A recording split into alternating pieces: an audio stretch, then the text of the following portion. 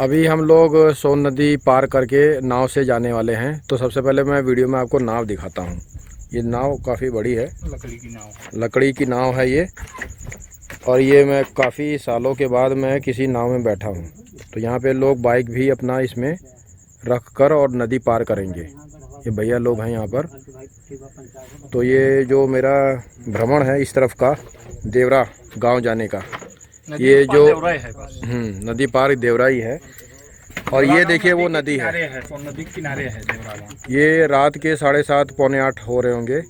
और उस समय ये जो आपको नज़ारा दिखाई दे रहा है, आप एक बार इस नदी को पूरा देखिए। मैंने अपने YouTube चैनल पर आप लोगों को दिखाया था, वीर लौरिक एक महान योद्धा थे, तो वो सोन नदी भी मैंने वहाँ पे दिखाया था। तो ये सोन नदी वही है। सोन नदी बहुत बड़ी नदी है और सोनभद्र का नाम जो है सोन नदी जो मुख्य नदी है उसी पे पड़ा है। और ये मिर्ज़ापुर में ही पहले आता था, उसी का एक भाग था, पार्ट था। लेकिन 4 मार्च 1989 को सोनभद्र अलग ज़िला बना और मिर्ज़ापुर से अलग हुआ 4 मार्च 1989 को। तो मेरे साथ मेरे जीजा जी हैं और ये मेरे मित्र प्रकाश जी हैं। सबसे पहले तो इन लोगों को धन्यवाद देना चाहूँगा कि मुझे इस तरह से जो नाव में बिठाकर देवरा गांव में लेके जा रहे हैं। और यहाँ का जो प्राकृतिक सौंदर्य था, मैंने वीडियो बनाया भी है पहाड़ों का, नदी का। और मैंने ये देखा कि मड़िहान एक जगह है जहाँ से हम लोग चले थे, तो वहाँ पे मैंने देखा कि वहाँ के एरिया से लेके पूरे गांव तक, एरिया तक सब लोगों ने देसी गाय का पालन किया हुआ है। कहीं यहाँ पे कोई अमेरिकन गाय और इस तरह का कुछ नहीं, या तो देसी गाय या तो भैंस। तो थोड़ा सा मैं आपको इधर भी दिखाता हूँ कुछ।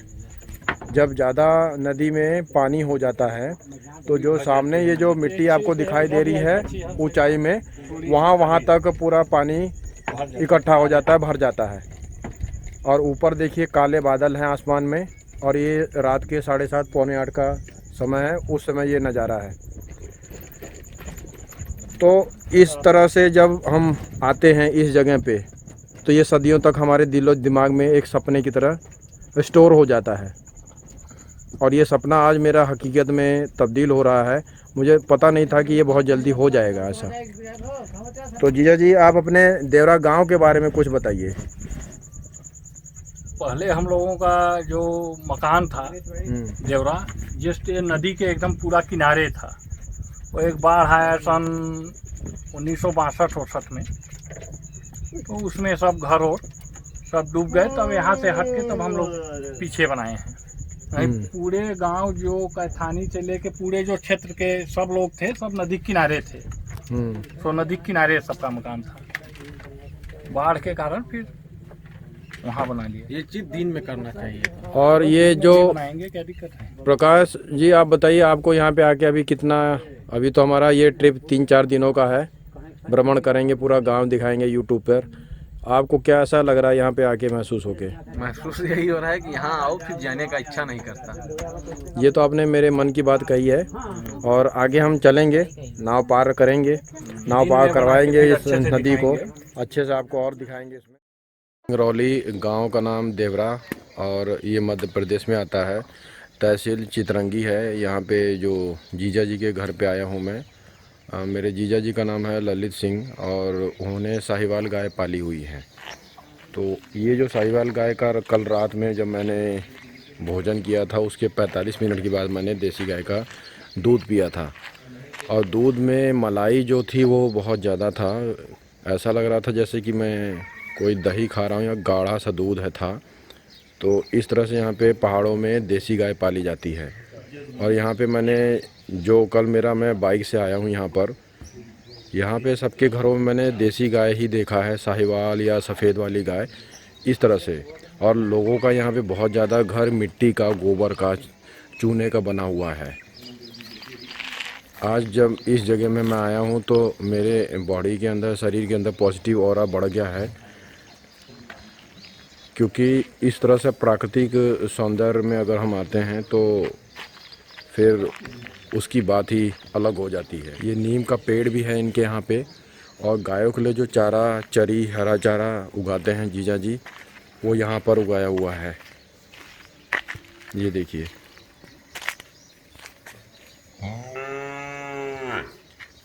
दूर दूर तक पहाड़, ऊंचा पहाड़ और सौंदर्यता यहाँ पे देखने बनती है।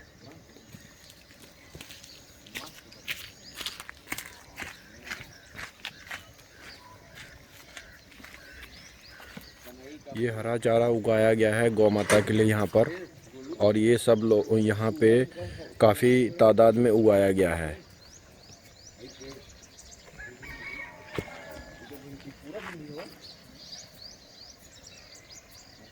जीजा जी का घर प्राकृतिक सौंदर्य से भरा पड़ा है, और यहाँ पे आके मुझे जो खुशी महसूस हो रही है वो मैं शब्दों में बयां नहीं कर सकता हूँ। और यहाँ पर भी मैं आया हूँ तो 16 साल के बाद आया हूँ। जीजा जी के मैं अभी घर के छत के ऊपर आ गया हूँ, तो और वहाँ से जो दृश्य मैं दिखाना चाहता हूँ वो बिल्कुल अलग ही है।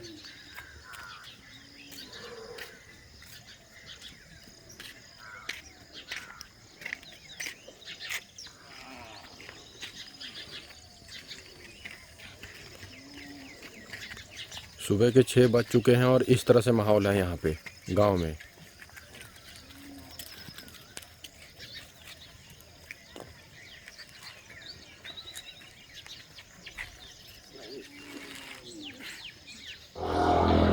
देवरा गांव मध्य प्रदेश में आज मेरा आगमन हुआ है। तो यहाँ पे हमारे साथ जीजा जी हैं, पिंटू जीजा जी।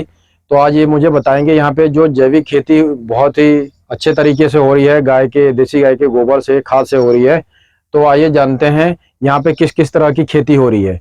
जीजा जी आप बताइए, आप कुछ बता रहे थे कि ये किस तरह का पौधा है, पेड़ है, क्या है? अरहर का पेड़, अरहर का पेड़ और ज्वार और तिल। अरहर, ज्वार, तिल की खेती हो रही है यहाँ पे। हाँ। तो ये मौसम अभी यही है? हाँ, अरहर, ज्वार और तिल की जो खेती होती है वो इसी मौसम बरसात में ही इसको बोते हैं। मतलब गांव में आषाढ़ में कहते हैं। जैसे बारिश जब होती है जून के बाद, तभी मतलब तिल हो गया, अरहर हो गया, उड़दा हो गया, मूंग हो गया, ये सब उसी समय में बोते हैं। वो बिना खाद, मतलब कोई यूरिया नहीं होता है, गोबर वाली खाद डालते हैं, जो गोबर डालते हैं। हाँ, उसी गोबर से ये सब, इसमें कोई खाद नहीं डाला जाएगा। और ये जो आपके पीछे जो खेती हो रही है, जरा इस पर वीडियो में दिखाना आप। ये किस तरह की खेती है, ये क्या है? ये अरहर है ना, ये भी अरहर ही है। पेड़ है, ज्वार है, तिल का पेड़ है। आइए आगे बढ़िए, आगे बढ़ते हैं खेत की तरफ में। जैविक खेती यहाँ पे हो रही है तो हम आपको दिखाते हैं। आइए चलते हैं। आज हम आपको अपने वीडियो चैनल के माध्यम से देख रहे हैं इतना जैविक खेती जो खेतों में पूरा अंदर की तरफ चल के उसका भ्रमण दिखाते हैं। जैविक खेती हमारे लिए कितना उपयोगी है, ये पूरा दिखाइए। ये पूरा आप खेत दिखाइए वीडियो में। कितना अच्छा। ये अरहर जो दाल है आप खाते हो, उसकी खेती बाड़ी चल रही है। देसी और जैविक तरीके से उगाया हुआ देसी दाल है ये आपका पूरा। ये आप पूरा वीडियो में ऐसे दूर दूर तक आप दिखाइए अच्छे से। देसी अरहर है, एकदम छोटा छोटा जो होता है, देसी टाइप में, हाइब्रिड नहीं है। हाइब्रिड मतलब वो देसी अरहर। और बाकी उसका मतलब ये होता है। तो ये पूरा मतलब इधर भी और इधर भी अरहर की दाल की खेती हो रही है। जितना आप देख रहे हैं इसमें पूरे अरहर, ज्वार और तिल, इन्हीं सब की खेती है। अरहर, ज्वार और तिल की खेती। इसके अलावा भी कोई खेती हो रही है यहाँ पर? हो रही है। अब आपको ले चलेंगे दूसरी जगह पे, प्लाट पे। जैसे धान हो गया, धान भी बोते हैं लोग, और मक्का हो गया, ये पूरा आपको मिलेगा। तो कहने का मतलब है कि आप जो देवरा गांव में रहते हैं तो आपका शहर में जो है बहुत कम मन लगता है। आप वहाँ बहुत कम जाते हैं, रहते नहीं हैं। आप ज़्यादातर समय अपना ये जो देवरा गांव है यहीं पे आप बिताते हैं, क्योंकि आपका प्राकृतिक जो जीवन है उसी में आपकी भी सोच यही है कि मैं ऐसे ही जीवन शैली को अपनाऊं और अनाज खाऊं, प्लस अपने खेत में ही अपना वो कर रहे हैं हम लोग। मार्केट से आप कुछ खरीदते नहीं? बहुत अच्छी बात है। हर चीज खाने की चीज, मतलब चाहे मसूर हो, मूंग हो गया, चना हो गया, सरसों हो गया, तिल हो गया, अरहर हो गया, मतलब पूरी जितनी चीजें खाने की है वो हम स्वयं उगाते हैं। चाहे लहसुन हो गया, प्याज हो गया, मतलब हर चीज, साग सब्जी से लेके अपना देसी उगा के ही सब लोग। तो देवरा गांव में मैंने ये भी देखा है कि बहुत लोग देसी गाय का पालन कर रहे हैं।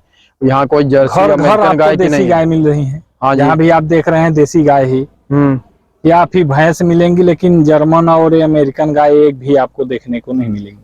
यहाँ पे बहुत देवरा में। बहुत अच्छी बात है। हाँ, और एक बार वीडियो में आप देख लीजिए, आप सभी लोग घुमा लो इधर से पूरा। एक बार आप लोगों को मैं वीडियो में पूरा एक चारों तरफ से दिखाना चाहता हूँ। यहाँ पे जिस तरह की ये रोड जैविक के खेती हो किनारे रही है और हर की इस तरफ भी बना लेना पूरा। थोड़ा ऊंचे दूर- ऊंचे पहाड़ यहाँ पे आपको दिखाई देंगे देवरा गांव में। बहुत ही सुकून वातावरण है, ठंडी ठंडी हवा चल रही है, मिट्टी धूप भी लाल- निकली हुई है, लेकिन यहाँ पे गर्मी का नामो निशान नहीं है। और ये सामने देखिए तो आसमान में आपको बादल दिखाई दे रहे हैं, पहाड़ भी दिखाई दे रहे हैं। और इस तरह की जब खेती होती है तो वो देखने लायक होती है। लाल मिट्टी है। अच्छा, यहाँ की ये जो देवरा गांव की जो मिट्टी है वो लाल है। अगर आप देखेंगे पीली मिट्टी नहीं है, लाल मिट्टी है ये। तो ये लाल मिट्टी में जो खेती बाड़ी आप कर रहे हैं, इसमें ज्यादा मशक्कत करनी पड़ती है या ये कोई खेती के लिए बहुत ज्यादा फायदेमंद है? इसके बारे में मैं थोड़ा अपने जीजा जी से पूछना चाहूंगा। नहीं, बहुत अच्छा पैदावार इस मिट्टी में होता है। देख लीजिए, आपके सामने फसल है, दिख रहा है, बिना खाद के, बिना मतलब उसके, केवल गोबर के उससे उगाया जा रहा है सब। किसी प्रकार का इसमें वो नहीं है खाद। आगे मैं आप लोगों को और दिखाना चाहता हूँ कि यहाँ पे ये जो खेती हो रही है बहुत दूर दूर तक हो रही है। सब लोगों ने अपने पूरा प्लाट का प्लाट, खेत में बहुत सारे अनाज उगाए हुए हैं। और नवरात्र से हमारे यहाँ बुआई शुरू हो जाएगा। मटर, चना। नवरात्र से आपका मटर, चना, मसूर, ये सब मतलब बुआई शुरू होगा। तीसी की खेती होती है हमारे यहाँ, सरसों की, मसूर की, मतलब हर चीज, दलहन से लेके तिलहन तक। तिलहन तक काला सरसों, पीला सरसों, हर चीज आपको मिलेगा यहाँ पे। जीजा जी ने काफी अच्छे से बताया है। बाकी अभी कभी मौसम में बदलाव हो रहा है, कभी छांव हो रहा है, कभी धूप हो रहा है। और मुझे बहुत अच्छा लग रहा है यहाँ पे। ये मेरा 4-5 दिनों का ट्रिप है देवरा गांव में, क्योंकि यहाँ का जो मौसम है, यहाँ का जो प्राकृतिक वातावरण है, झरना, नदी, पहाड़, हरियाली, गौपालन, जैविक खेती, एक ही जगह पे सारा विषय मैं कवर कर सकता हूँ और वीडियो के माध्यम से आपको दिखा सकता हूँ। देवरा गांव सिंगरौली जिले में आता है। तो देवरा गांव जो बताया मेरे जीजा जी ने, वो सिंगरौली जो जिला है वहाँ पे आता है और तहसील चितरंगी है। तो ये दूर दूर तक अगर आप देखेंगे तो बहुत ही पहाड़ों के बीच में इतनी प्राकृतिक जैविक खेती हो रही है। और ऐसे ही अगर हमने बहुत जल्दी इस जैविक खेती को हम सभी ने अपना लिया तो कैंसर जैसी गंभीर बीमारी से हम लोग अपने आप को बचा सकते हैं, पूरे परिवार को बचा सकते हैं। ये जीजा जी, ये जो खेती है इधर, जीजा जी ये इस तरफ जो ये खेती हो रही है, कौन से अनाज की खेती है, कौन सा, क्या इसके बारे में थोड़ा कुछ बता सकते हैं क्या? अरहर, ज्वार, वही तिल। अच्छा, तो पूरा एरिया में अरहर, ज्वार और तिल का ही खेती बाड़ी किया जा रहा है। एरिया में जितना आपको दिख रहा है टोटल अरहर, ज्वार और तिल की खेती। और जगह ले चलेंगे आपको, वहाँ मकाई मिलेगा, अरहर मिलेगा, मतलब दूसरे जगह पे ले चलेंगे। ये पूरा अपना वहां से लेके जितना आप देख रहे हैं टोटल ये अपना ही प्लाट भी है, जमीन भी अपनी है।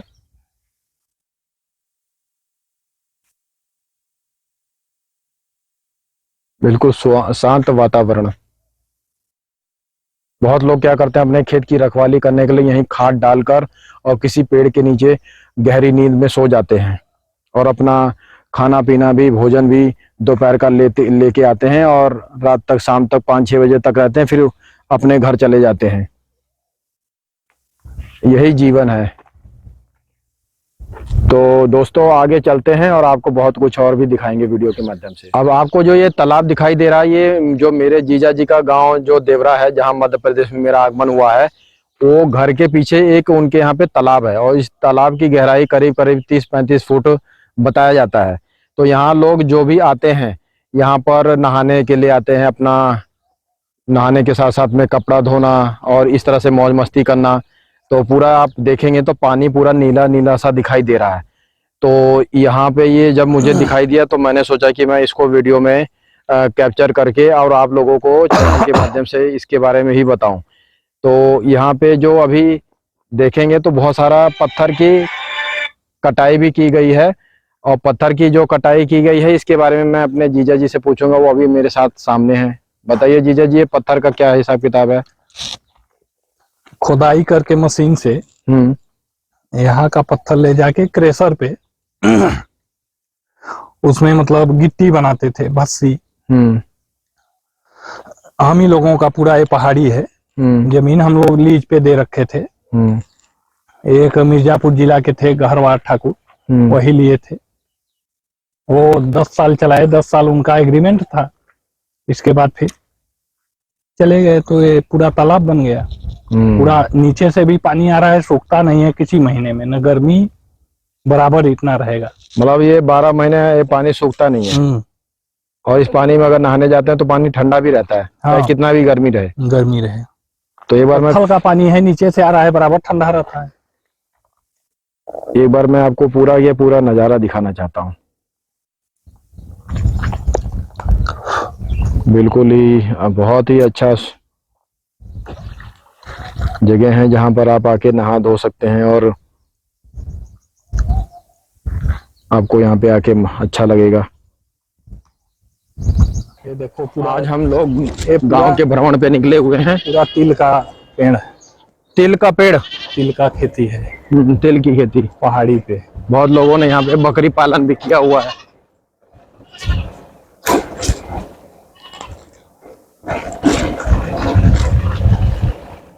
यहाँ भी अरहर और तिल की खेती है, इसमें भी। धीरे धीरे चलाना जिससे कि रिकॉर्डिंग हो जाए।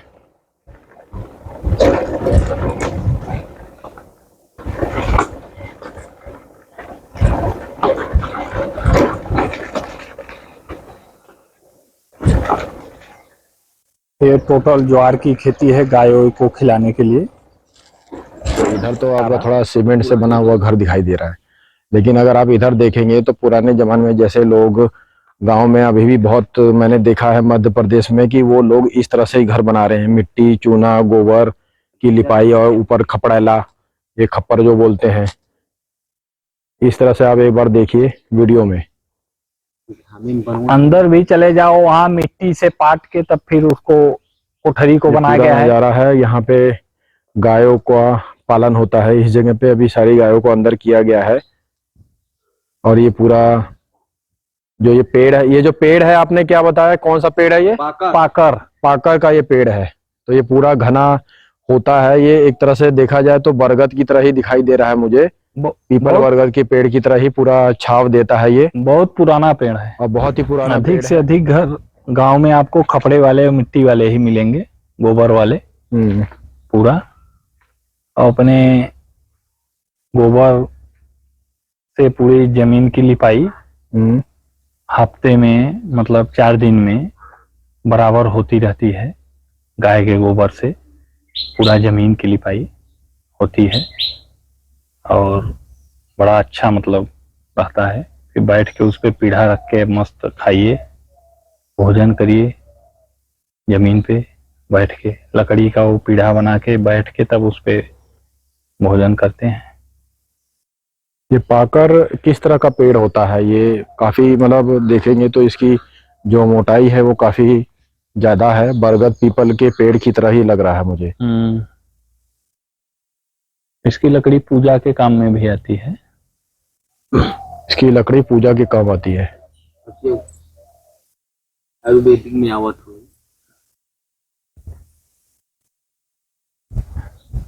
इसकी जड़ें बहुत मजबूत हैं, बहुत मोटी हैं और छांव भी है इससे। आगे भी बना लो ना उस घर का भी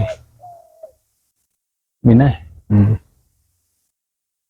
इस तरह से ये नजारा है। हर घर के दरवाजे पे मंदिर मिलेगा। ये जो पीछे अभी मैं मंदिर देख रहा हूँ, ये किस का मंदिर है? ये शिव जी का। शिव जी का, शंकर जी। सामने ही, घर के सामने ही मंदिर है। कुआं भी है, दिखा दे। शंकर भगवान का कुआं है सामने, कितना गहरा। चलिए अभी आपको दिखाते हैं कि कुआं कितना गहरा है। बहुत पुराना कुआं है ये। और पूरा पत्थर है। इसका पानी एकदम बहुत ठंडा, गर्मी में जैसे फ्रिज का पानी। कुएं का, पोखर का, तालाब का पानी ठंडा होता है और कुआं बहुत पुराना है ये। ये देखिए,